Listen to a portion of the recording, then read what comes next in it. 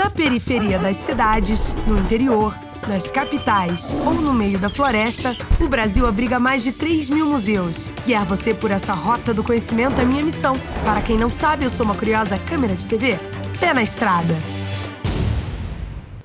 Hoje, vamos visitar o Museu do Ceará, que fica em Fortaleza, centro da cidade.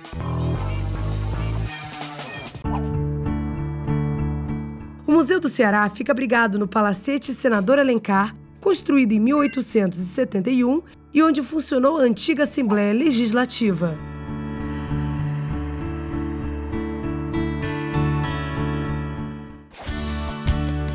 Fundado em 1932, o museu abriga um acervo de mais de 13.000 peças, distribuídas em 3 importantes coleções que contam a história do Ceará: paleontologia, arqueologia e antropologia indígena e mobiliário.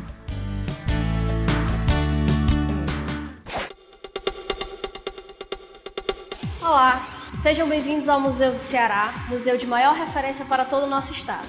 Aqui, vocês encontrarão uma sala de exposições de longa duração e diversos espaços de exposições de curta duração sobre os mais diversos aspectos da história do nosso estado.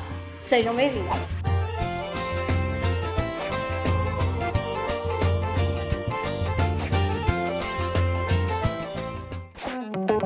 Vamos começar nossa visita pelo museu falando dos primeiros habitantes do Ceará, os índios. Bom dia. Não ouvi de novo, tá muito fraco. Ah, agora sim. A gente vai fazer uma grande viagem à história do nosso estado, da nossa cidade. A gente tem que começar por onde? Pelos primeiros habitantes. E quem foram eles? Os índios. E a gente vai mostrar as peças que eram utilizadas por esses índios que moravam aqui no Ceará no século XVII, há mais de 400 anos. Olha aí como faz tempo. Isso aqui eram os objetos que eram utilizados pelos índios no dia a dia mesmo, como a nossa faca, como o nosso garfo, como a nossa colher, como o nosso martelo. Então, esses objetos, eles eram feitos através de uma técnica chamada de, vocês estão vendo? Lascamento, né? Eu tinha uma pedra e eu tinha outra pedra. Uma era chamada de pedra núcleo, né? E com a minha outra pedra, eu ia bater. E eu tinha que saber a localização exata de onde bater uma pedra na outra para que as lascas elas fossem se soltando e eu fosse dando o quê? O formato no objeto que eu queria. E já depois desse processo a gente teve outro processo chamado de quê? De polimento, né? A pedra polida, né? Aqui as pedrinhas a gente vê que elas já são até mais bonitinhas, né? Por quê? Porque elas iam sendo polidas através de uma técnica chamada abrasão. Essa técnica consistia em friccionar uma pedra na outra para provocar um desgaste e chegar nesse formato arredondado. Pode ser feito também com água e areia. Sobre os povos indígenas, podemos analisar essas tigelas que aqui se apresentam. Através delas, compreenderemos que esses são elementos pré-históricos e que, na pré-história, esses homens fabricavam elementos feitos de cerâmica. Elas eram utilizadas possivelmente para colocar alimento. O que se sabe é que esses desenhos que estão dentro representam vísceras. E essas vísceras, elas representam o ritual antropofágico realizado por algumas tribos aqui no Brasil. Na maioria dos casos, a antropofagia consiste num tipo de ritual religioso. Uma forma de adquirir as habilidades e força das pessoas que eram comidas. A técnica da cerâmica é uma técnica muito antiga que até hoje ainda persiste. E a partir disso podemos compreender como a tradição oral e o choque cultural possibilitou que essa técnica chegasse até hoje e se mantesse. Nessa segunda parte da exposição, nosso objetivo é pensar a situação atual dos povos indígenas aqui no Ceará. Para pensar um pouquinho disso, nós temos esse quadro que foi pintado por 2 índias Tremembé, a Maria Rosa e a Navegantes, que representa a dança do toré, que é uma forma que essas aldeias elaboraram para que pudessem estar lutando pela demarcação da terra e também pelos seus direitos, ter escolas que valorizassem a sua cultura dentro das aldeias. Outro aspecto da exposição é enfatizar que ser índio não se refere apenas a estereótipos. Ser índio é uma identificação cultural. Chegou a vez de falar dos homens brancos do Ceará e das formas de exploração. Essa sala mostra o poder das armas e as armas do poder. Nessa sala nós vamos discutir como os objetos, além do valor utilitário que os objetos têm, como os objetos representam poder. Ou seja, como os objetos eles funcionam como um instrumento de distinção social. Vocês acham que essa mobília, que esses móveis, eles pertenciam a pessoas pobres ou pessoas ricas? Aquela farda foi usada por alguém importante ou não? Sim, importante. Esses homens aqui, vocês acham que eles eram importantes? Sim, pessoal? Então percebam que o que une essas peças é justamente isso. Todas essas peças, elas fazem parte da realidade da elite que vivia aqui em Fortaleza no século XIX. Existem outros objetos aqui também que nós podemos fazer discussões a respeito de muitos aspectos da vida e que esses aspectos estão relacionados com o poder. Por exemplo, essa urna é do começo do século XX, final do século XIX e começo do século XX. Então, como a gente pode pensar o voto a partir dessa urna? Primeiro, nesse período, mulher não votava, menores de 21 anos não votavam, analfabetos não votavam e no Brasil, nesse período, quase 90% da população brasileira era analfabeta. Então, o voto, na verdade, o voto foi pensado pela República como instrumento de participação, acabava sendo um instrumento de poder das elites. A gente sabe que durante muito tempo, os coronéis, através do voto de cabresto, determinavam quem os seus protegidos deveriam votar. Então a gente faz essa associação da urna eleitoral, que na verdade naquele período restringia a participação da população e, por outro lado, além desses elementos, a gente ainda tem o poder do coronel, que é simbolizado pelo fardão da Guarda Nacional. Ela também faz referência a personagens históricos que ajudaram a construir a história da nossa cidade. Foram os governadores do Ceará. É uma forma de eles não se deixarem esquecer. Os museus eles foram criados justamente para isso, para que a gente pudesse conhecer a nossa história. Colocados lado a lado, os personagens importantes da cidade ajudam a reconstruir a história do lugar. Nessa época, nenhuma das mulheres eram governadoras. Com certeza, a gente comparando com a nossa época atual. Hoje as mulheres elas já podem assumir cargos públicos. Quem controlava a sociedade eram os homens. Os homens eram os políticos, eram os intelectuais, eram os escritores, eram os médicos. Então era totalmente diferente do que a gente tem hoje. Tem outro objeto, que é a namoradeira, que a gente pode pensar, por exemplo, no poder do gênero. Como funcionava? Na verdade, a mãe ou o pai sentava no meio, o noivo, o namorado sentava de um lado e a namorada sentava, ou a noiva do outro. Em que sentido a gente pode pensar historicamente sobre gênero, ou sobre a relação entre homem e mulher? Ora, a sociedade desse período era uma sociedade extremamente patriarcal.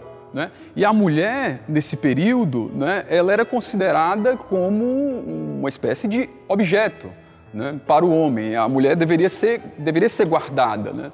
Muitos dos objetos pertencentes ao acervo do museu foram doados por famílias tradicionais cearenses. Outros objetos, que a gente pode também pensar essa questão do poder, por exemplo, as armas e o dinheiro. A arma é o poder propriamente dito, é aquele poder que atravessa as carnes. E aqui, que também não deixa de ser demonstração de poder, a gente tem o poder simbólico através das cédulas. Aqui a gente utiliza, por exemplo, as cédulas do período imperial, onde todas elas tinham a imagem de Dom Pedro II. Por que Dom Pedro II colocaria ou colocou a sua imagem nas cédulas? Ora, na verdade, era uma demonstração de poder de Dom Pedro II, então, portanto, uma demonstração de poder do Estado Imperial. Aqui a gente relaciona, por exemplo, essa moeda com o quadro que nós temos aqui de Dom Pedro II. E aí, a gente relacionando essa pintura com as moedas, a gente vê que tanto as moedas, que não parecem demonstrar poder e que simplesmente funcionariam como um instrumento de regulação de troca, também funcionam como um instrumento de poder. E o quadro também, porque quem poderia pagar um artista para pintar um quadro desse, para retratar a sua imagem? Um museu que conta a história do Ceará não podia esquecer de Cícero Romão Batista, o Padre Cícero, que no final do século XIX foi uma das figuras mais influentes no âmbito social, político e religioso do Estado.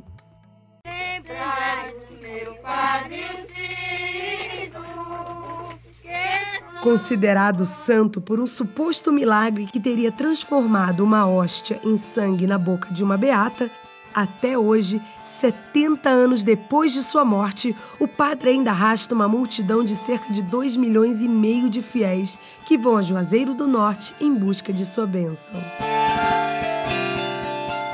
Estamos na sala Padre Cícero, Mito e Rito. Nessa sala, nós poderemos perceber diversas imagens do Padre Cícero.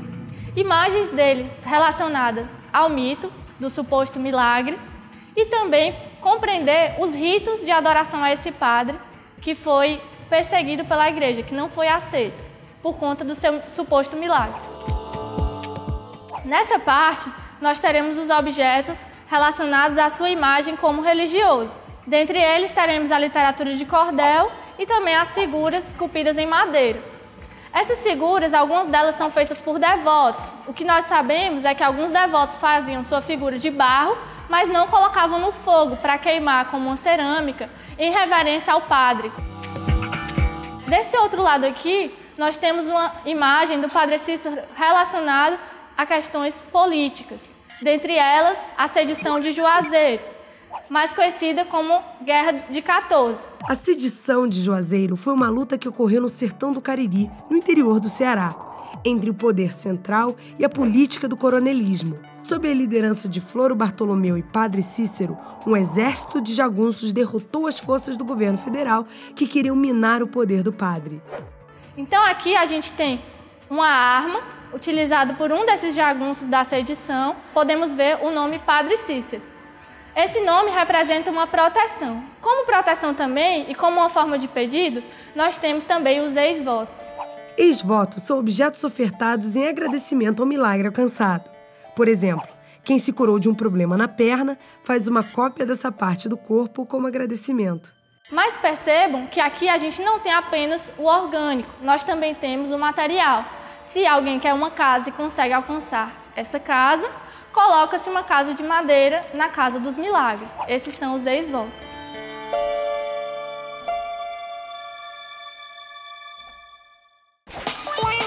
No próximo bloco, vamos descobrir o que foi o caldeirão, um fenômeno social do qual pouco se fala fora do Ceará. E seremos apresentados a um personagem famoso de Fortaleza, o Bode Ioiô. Fica aí, que a gente já volta.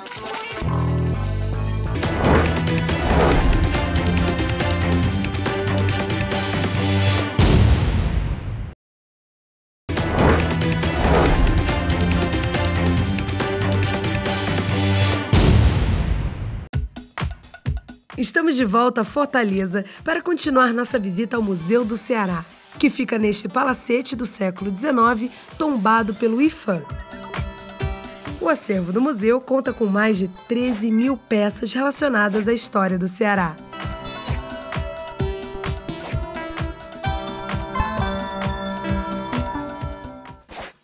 No primeiro bloco, discutimos diferentes relações de poder na exposição As Armas do Poder e o Poder das Armas. E uma outra forma de poder é a escrita.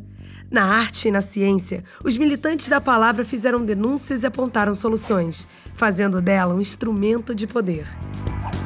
Vocês acham que no passado era todo mundo que tinha acesso a estudar, a educação? Não, né? Só quem estudava era quem tinha o quê? Dinheiro, né? Os filhos dos homens ricos que moravam aqui em Fortaleza, né? Inclusive, muitas famílias mandavam os seus filhos para fora de Fortaleza. Eles iam para o Rio de Janeiro, para São Paulo, para fora do Brasil, justamente para quê? Para eles terem acesso a essa educação. As primeiras grandes escolas cearenses foram criadas na metade do século XIX, em Fortaleza. Do Liceu do Ceará e do Ateneu Cearense saíram os primeiros intelectuais que fazem parte da história do estado. Como eu falei para vocês lá na outra sala, menina ia para a escola para o quê? Para aprender a ser dona de casa. E menino para ser o quê? Intelectual, né? Hoje menina pode estudar igual como menino. Mas antes, pessoal, quando isso era super difícil de acontecer, quem foi que se destacou nesse universo masculino? A Raquel de Queiroz. Ela foi a primeira mulher a entrar na Academia Brasileira de Letras. Ela escreveu um livro muito importante chamado O 15, que vai falar sobre a seca de 1915 aqui do Ceará. Raquel de Queiroz foi tradutora, romancista, escritora, jornalista, cronista e dramaturga. Uma intelectual que soube utilizar o poder das palavras, assim como Patativa da Saré, importante poeta popular cearense.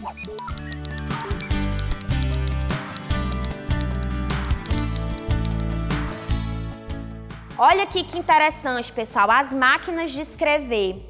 Hoje, pessoal, o que é que a gente tem? A gente tem o quê? O computador, não é? O celular. E olha aqui como era antigamente, né? Aqui a gente tem uma evolução da nossa escrita. A gente começa com as cartas, que eram feitas o quê? À mão, né? E depois a gente vem para cá, para as máquinas já de escrever. Essa daqui era a Gúndica, ela era fabricada na Alemanha. E já essa daqui, ela parece mais com aquelas maquinazinhas que a gente conhece, né? As máquinas de datilografia. Os intelectuais cearenses do final do século XIX abriram a Padaria Espiritual, uma agremiação que tinha como mote produzir uma literatura regional, criticar o comportamento da sociedade e o afrancesamento da cidade. Padaria, o nome em si já é um motivo, é uma metáfora, uma brincadeira que eles fizeram. Todos esses sócios eram chamados de padeiros, e os padeiros se reuniam no Café Java, que ficava na Praça do Ferreira, e para discutir o que seria publicado no jornal que eles tinham, que era o jornal O Pão. Esse processo de discussão, eles deram o nome de fornadas.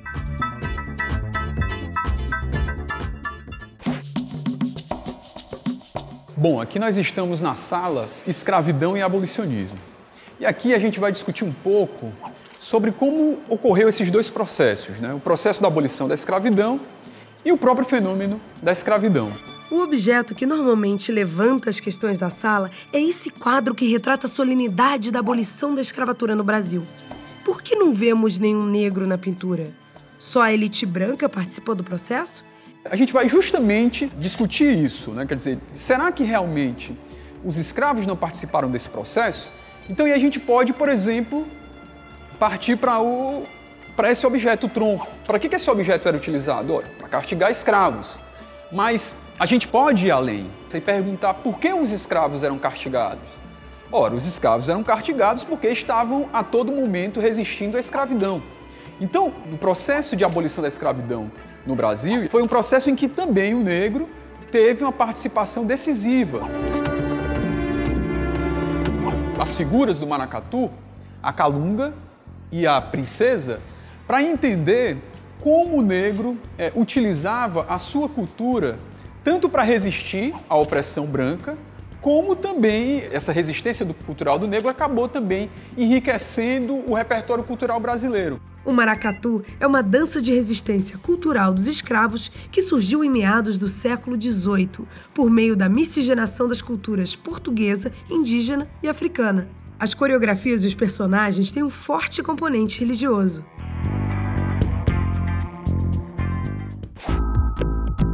A Sala Caldeirão, Fé e Trabalho discute uma experiência que aconteceu no Crato, Ceará, num povoado chamado Caldeirão, de uma comunidade que nasceu em 1926 e foi invadida e destruída em 1936. Seus integrantes tinham dois lemas: trabalhar na agricultura e rezar. O líder era o beato José Lourenço. Essa foto mostra o dia da invasão, que acabou com violência e morte. Não só a polícia invadiu, né, a comunidade, mas a própria igreja também não apoiava a comunidade do Caldeirão. Essa comunidade era considerada uma comunidade de fanáticos religiosos, né? E também pela alguma semelhança que o movimento tinha com Canudos, o que acaba acontecendo é que Também a polícia tinha medo que futuramente o caldeirão se transformasse em Canudos. E pela pressão da própria igreja, né? A igreja também não queria esse tipo de religiosidade, né, no Brasil. Por todos esses motivos, a comunidade é invadida em 1936, as pessoas são retiradas, né, as pessoas que moravam no caldeirão são retiradas da comunidade com essa justificativa. E aí, para a gente finalizar, a gente pode pensar na questão da terra, quer dizer, em que sentido essa experiência do caldeirão ela acaba se repetindo hoje? Então, hoje a questão da terra no Brasil é uma questão central. A gente tem uma concentração de terras muito grande no país e muita gente, né, que não tem terra para plantar e que precisa da terra para sobreviver, às vezes também sofre esses processos de expulsão. Vamos conhecer agora a história de Frei Tito, um religioso que se envolveu com um grupo revolucionário de luta armada contra a ditadura. Essa é a Sala Memorial Frei Tito. Esta sala, primeiramente, ela foi uma sala de exposições temporárias, mas hoje ela já está praticamente fixa do Museu do Ceará. E ela está aqui justamente pela importância de trabalhar uma figura muito importante, que foi o Frei Tito de Alencar, e também o contexto que ele viveu, que foi a ditadura militar. Tito de Alencar Lima. O Frei Tito nasceu em Fortaleza em 1945. Aos 21 anos, ingressa na Ordem dos Dominicanos e se muda para São Paulo. Movido por ideais cristãos, passa a apoiar o grupo guerrilheiro Ação Libertadora Nacional contra a ditadura militar. É preso 2 vezes. Na última delas, torturado por 30 dias seguidos. Frei Tito viveu no exílio até 1974, quando foi encontrado morto pendurado a uma árvore em Lyon, na França. A causa da morte, suspeita de suicídio, tornou-se um enigma. Muitas pessoas acreditam que realmente foi um suicídio em decorrência mesmo das torturas que ele sofreu, outras pessoas acreditam que foi um assassinato. Só que isso, assim, não é o principal dessa sala, porque o principal dessa sala é perceber o quê? Ele acabou se tornando um mártir da ditadura militar, como também pensar sobre esse período e tantas outras vítimas que a ditadura também fez. Morte, vela, sentinela, sou do corpo desse meu irmão que já se vai. Revejo nessa hora tudo que ocorreu, memória não morrerá. Essa é a parte do museu dedicada exclusivamente à história de Fortaleza, a capital cearense. O que dizer de uma cidade que tem o nome Fortaleza, né? Quantas fortalezas hoje, né, se encontram dentro da cidade de Fortaleza? Para a gente discutir um pouco, um dos objetos que a gente utiliza é a planta da cidade de Fortaleza de 1726.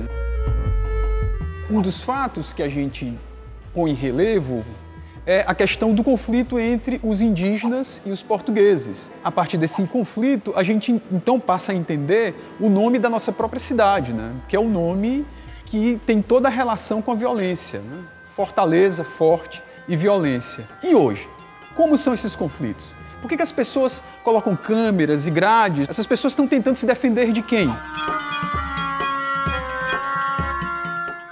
No começo do século XX, as ruas de Fortaleza tiveram seus nomes substituídos baseados em um tal código de conduta elaborado pela prefeitura que chegou a proibir também, vejam só, a circulação de animais pelas vias públicas. Opa, mas tinha o bode ioiô. Esse aqui é o nosso famoso bode ioiô. O ioiô, ele adorava ficar passeando da praia para o centro, ali para a Praça do Ferreira. Então, como ele adorava ficar indo e voltando igual a um ioiô, o nome dele virou ioiô por causa disso. E o ioiô, ele era praticamente uma pessoa aqui em Fortaleza de tão querido que ele era pela população. E que, inclusive, ele foi eleito o vereador mais votado daqui de Fortaleza. Mas, pessoal, isso era uma forma de fazer uma crítica aos políticos da época, né?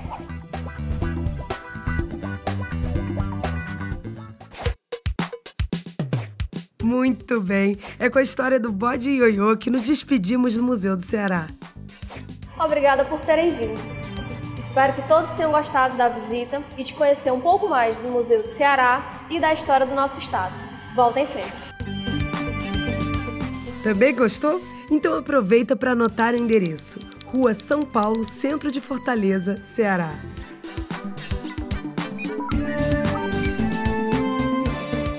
Tchau, pessoal, e até o próximo museu!